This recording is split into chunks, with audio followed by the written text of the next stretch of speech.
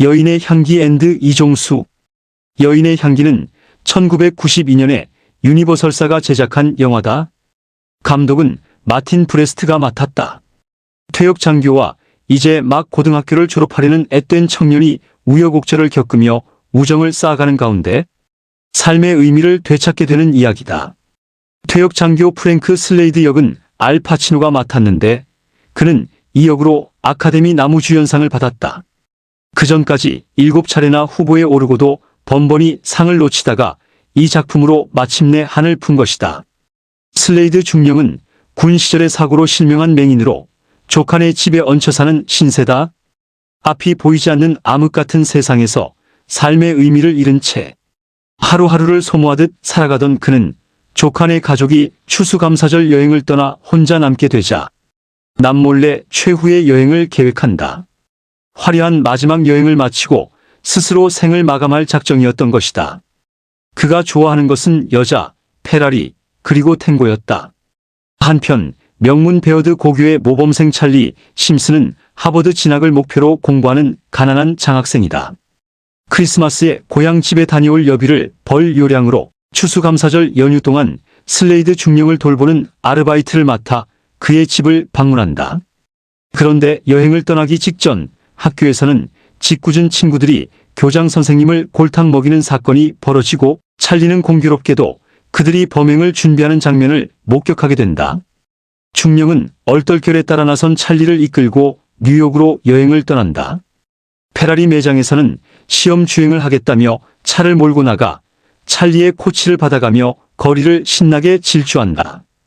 교통경찰에게 딱지를 떼일 뻔한 위기까지 겪지만 맹인이 페라리를 모는 이 아찔한 질주야말로 죽기 전에 마지막으로 해보는 모험, 요즘 말로 하자면 버킷리스트 같은 것이었다.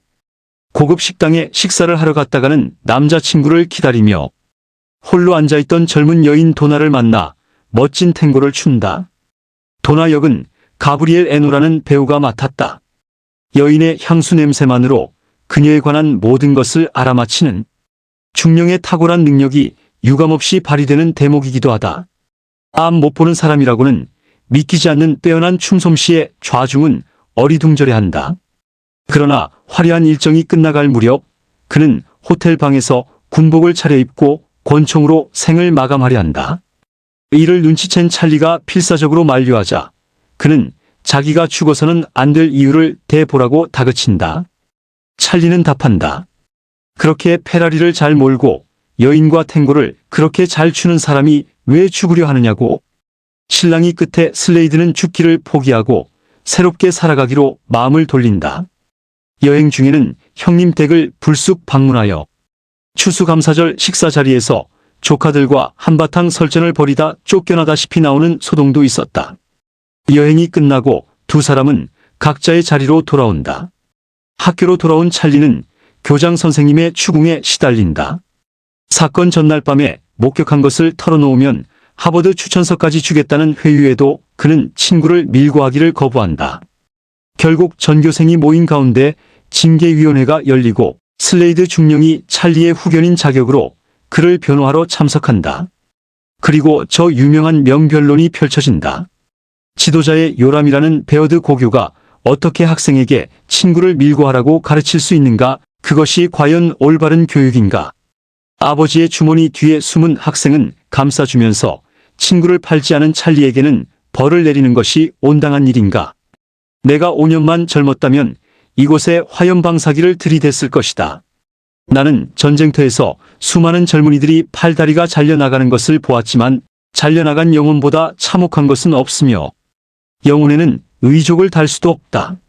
장래가 구말리 같은 아이의 앞길을, 그 올곧은 정신을 이 학교가 꺾으려 든단 말인가. 리더란 위기 앞에서 용기 있게 행동하고 원칙을 지키는 사람이며 찰리는 바로 그 원칙의 길에 서 있다. 위원들은 부디 현명하게 판단하라. 변론을 마치고 그가 자리에 앉자 장내에는 우레와 같은 박수가 터져나온다. 눈동자 하나 움직일 수 없는 맹인 연기 속에서도 확신에 찬 지도자의 풍물을 보여준 이 연설 장면은 그야말로 신들린 연기였다는 평가를 받는다. 수많은 청중이 지켜보는 가운데 그들을 모두 설득하여 감동의 도가니로 몰아넣는 것이다. 위원회는 결국 찰리에게 아무런 잘못이 없다는 결론을 내린다. 그리고 슬레이드 중령은 조칸의 집으로, 찰리는 일상으로 돌아가는 것으로 영화는 막을 내린다. 아무래도 이 영화의 압권은 탱고 장면, 슬레이드 중령의 자살을 막는 장면, 그리고 마지막 징계위원회에서의 알 파치노의 명연설 장면일 것이다. 이런 최고의 장면들을 보고서야 아카데미도 더 이상 나무주연상 수여를 미룰 수 없었나 보다. 참으로 멋진 장면이었고 리더의 표상이라 여길만 했다. 리더가 어떻게 행동하고 설득하고 담판해야 하는지를 보여주는 교본 같은 장면이었다. 처음에는 영화 내용과 별 관련이 없어 보이는 여인의 향기라는 제목이 왜 붙었을까 의아했는데 알고 보니 향기로 여인의 모든 것을 알아보는 슬레이드의 그 능력에서 온 제목이었다.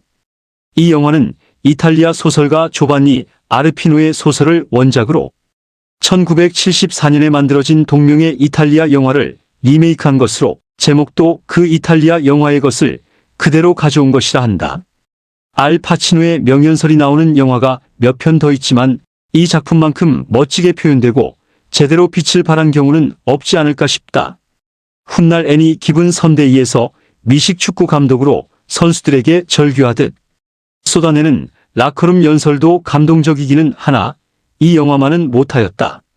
여러 가지가 잘 맞아떨어졌고 연출이 제대로 되어 좋은 결과를 낳지 않았나 싶다.